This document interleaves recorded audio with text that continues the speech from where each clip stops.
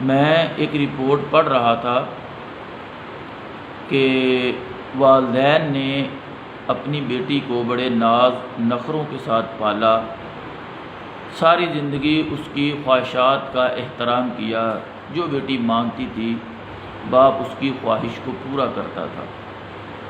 بیٹی بڑی ہوئی، اسکول سے کالج اور کالج سے یونیورسٹی پہنچی۔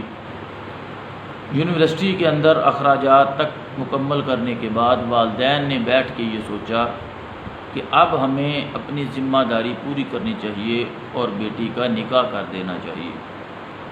جب اس سلسلے میں گھر میں باتیں چل رہی تھیں تو یہ باتیں بیٹی کے کان میں بھی پہنچی، تو بیٹی وہ جو ماں باپ کی آنکھوں کی ٹھنڈک تھی، جگر کا ٹکڑا تھا، وہ بیٹی والدین کے سامنے آ کھڑی ہوئی اور کہا کہ میں کچھ روز سے باتیں سن رہی ہوں کہ آپ میرا رشتہ جو ہے اس کی تلاش میں ہیں۔ کہا جی بیٹے، آخر ایک نہ ایک دن تو آپ نے اپنے گھر جانا ہے۔ تو کہنے لگی ابا جی میں نے پہلے سے ہی نکاح کیا ہوا ہے، تو اب آپ کو رشتہ ڈھونڈنے کی ضرورت نہیں۔ یہ خبر والدین پر قیامت بن کر ٹوٹی اور گری۔ باپ نے اپنے آپ کو سنبھالا اور ماں نے لب کشائی کی کہ بیٹے ہوش میں تو ہو۔ کہا جی والدہ، چند سال پہلے میں نے یونیورسٹی کی بس ڈرائیور کے ساتھ محبت کی اور اس رشتے کو بالآخر ہم نے فیصلہ کیا اور ہم نے کورٹ میرج کے ذریعے نکاح کر لیا۔ اب باپ یہ باتیں سن رہا تھا، اس کو اپنے کانوں پر اور آنکھوں پر یقین نہیں ہو رہا تھا۔ بالآخر ہونا وہی تھا، یقین کرنا پڑا۔ باپ نے اپنے غصے کو ضبط کیا اور بیٹی سے کہا کہ آپ کی کیا خواہش ہے؟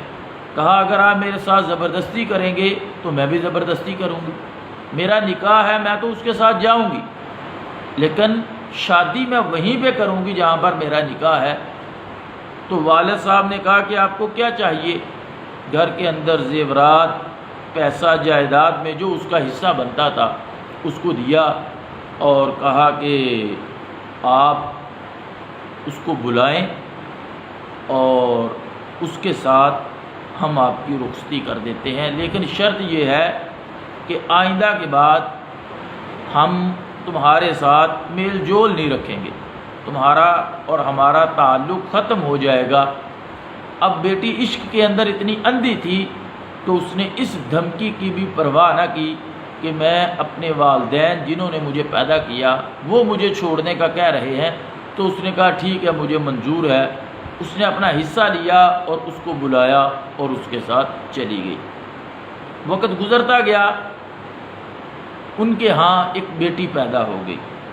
اب چونکہ سگے والدین تو اس سے نہیں ملتے تھے، لیکن دور کے رشتہ دار ان سے تھوڑا بہت ان کا آنا جانا رہتا تھا۔ ایک دن وہ اپنے رشتہ داروں کے ہاں آئی تو رو رہی تھی۔ وہ سمجھے کہ شاید خامد نے مارا ہے، پوچھا کیا خامد سے کوئی ناچاکی ہوئی ہے؟ کہا نہیں، وہ تو پہلے کی طرح مجھ سے محبت کرتے ہیں۔ تو پھر کہا کیا بیمار ہو؟ کہا بیمار بھی نہیں۔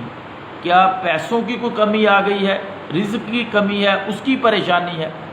کہا وہ بھی نہیں۔ تو کہا بیٹے پھر پریشانی بتاؤ، پریشانی کیا ہے، رونے کا سبب کیا ہے؟ تو اس رونے کا سبب جو میں بتانے لگا ہوں وہ میری مائیں، بہنیں، بیٹیاں وہ بھی سنیں اور جو نہ سن پائیں، جو بھائی سنیں وہ بھی ان تک یہ پیغام پہنچائے۔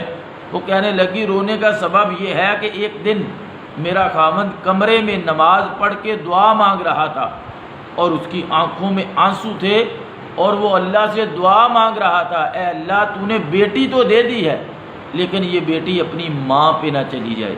کہا جب میں نے اپنے کانوں سے یہ سنا کہ میرا خامد رب سے یہ دعا مانگ رہا ہے، اے اللہ یہ بیٹی اپنی ماں پہ نہ چلی جائے کہ جیسے اس نے اپنے ماں باپ کو دکھ دیے ہیں، یہ میری آنکھوں کا تارا ہے۔ تو یہ اگر ماں پہ چلی گئی اور اس نے بھی بھاگ کر یا اپنی مرضی سے شادی کی تو یہ صدمہ میرے لیے مشکل ہوگا۔ ہم تھوڑے سے وقت کے لیے تھوڑی سی محبت کی، تھوڑی سی خواہشات نفس کے لیے اپنے والدین کی عزت کو کچلنا آج کی روٹین بنا رکھا ہے، اور آج سر عام یہ تماشا لگتا ہے۔ پھر وہ تو اچھا تھا، پھر بھی پیار کرتا تھا، ورنہ آج کل جو ہمارے پاس کیسز آتے ہیں وہ پیار اور لو میرج، اور اس کو اگر الو میرج کہا جائے تو ٹھیک ہوگا کہ یہ 6 ماہ سے زیادہ نہیں چلتی، پھر آئے روز ہزاروں کی تعداد میں، اگر کراچی، اسلام آباد اور لاہور کی رپورٹ پڑھیں تو ایک ماہ کے اندر ہزاروں کی تعداد میں خلا اور طلاق کے کیسز رپورٹ ہو رہے ہیں۔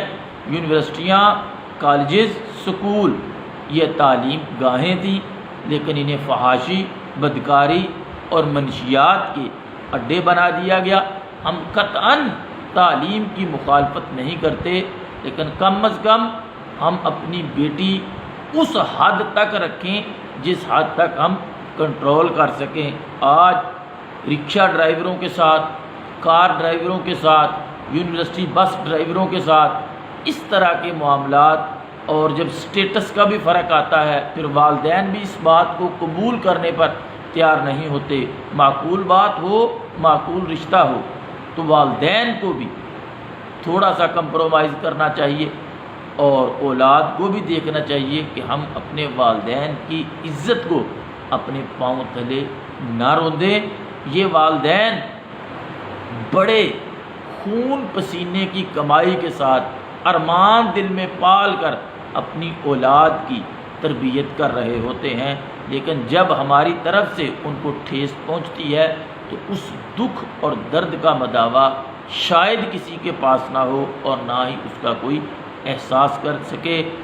انداز بیاں گرچہ شوق نہیں، شاید کہ آپ کے دل میں اتر جائے میری بات، یہ جملہ سننا بہت مشکل ہوگا کہ یا اللہ یہ بچی اپنی ماں پر نہ جائے۔